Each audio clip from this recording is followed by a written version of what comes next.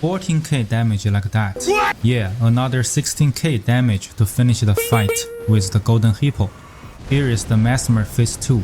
Oh yeah, one hit, 17k damage just like that to finish the fight. Oh my god! If you don't know this weapon, I don't blame you, because I'm a casual gamer. Unlike many streamers who are telling you, yeah, we're dealing 6k damage or 7k damage per Ash of War, depending on our luck of the hitbox, of course. That's alright. Oh, that is so much damage. 6,000. Okay.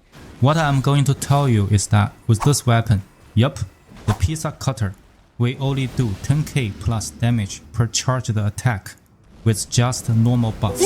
We also killed Radahn, only 2 hits to finish his phase 1.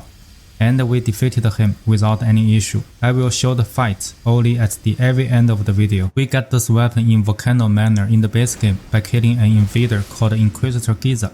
Just like that. Sorry buddy, I need to kill you to get your goodies to show those who are watching this video. Ghiza's wheel is just another colossal weapon, but it is very special. It comes with a spinning wheel Ash of War, which acts like it does continuous damage. However, it doesn't count as successive damage for whatever reason the designers were thinking about.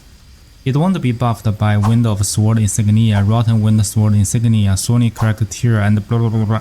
You get the idea, so why are we using this weapon? Surprisingly, it's charged attack your R2 button if you are on a console. You can press and hold the button to launch a heavy charged attack. Yes, the cheap one, which doesn't consume any FP.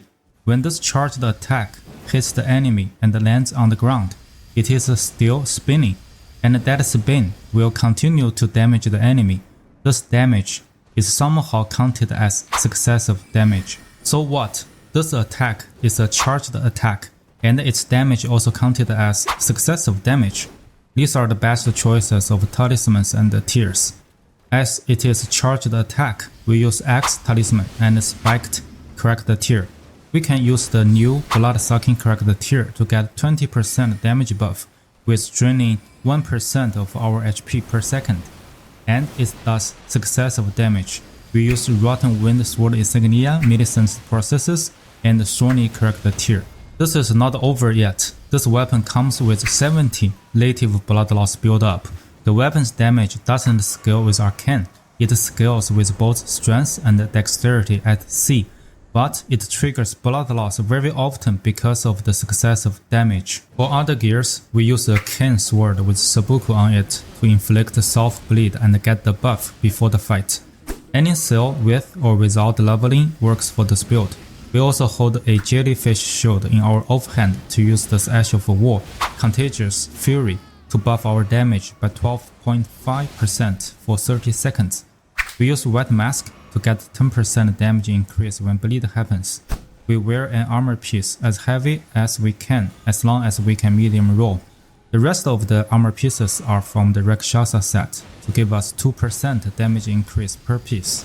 The recommended stats for a level 150 character are listed here on the right.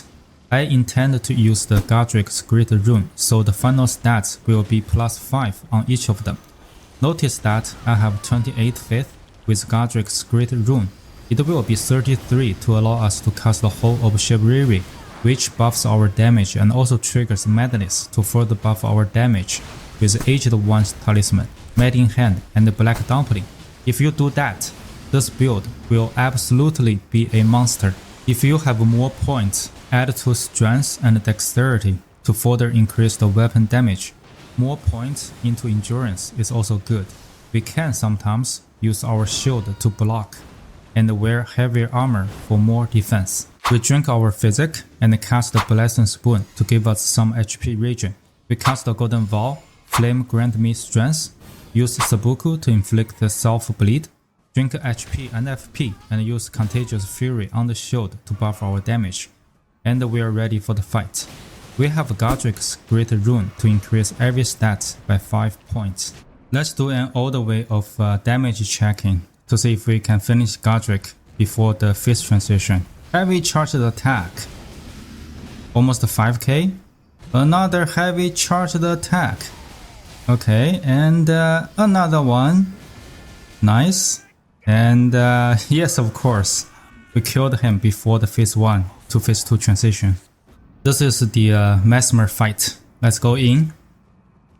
And we'll look for what he's doing. Dodge, dodge, heavy charged attack. 12k, almost 13k, good. Okay, we didn't dodge that, that's fine. We dodge here, dodge, dodge, roll in, heavy charged attack. 11k, okay, phase 2 already. Buff our weapon. And dodge, dodge, heavy charged attack. 17k damage right there. One hit his phase 2. That's it. We go into the Radahn fight and dodge his attack. One charged heavy attack. And another one. Okay, that's just the phase 1. Okay, now phase 2. I'm not really good at dodging his attack yet, so I'm using the Iron Jar Aromatic and the Uplifting Aromatic. After that, we're basically immune to anything, so here is a really test for the damage. One charged heavy, two charged heavy, and dodge that one. Another charged heavy, oh okay, he's stunned. And charged heavy, and let's drink. Almost dead there. And another charged heavy. Okay, Radahn fight is just like that. So you can see each charged heavy will deal more than 10k damage most of the time. This build is just broken. Some fights are not that easy, such as this Wild Boar Rider. We need to learn some dodging and kill him to get 5 Erdtree fragments that we need. I will leave some footage of this fight for you. Cheers! Please leave your comment below to let us know how you would like to play the build. Like this video and subscribe to keep us going. Thank you for watching.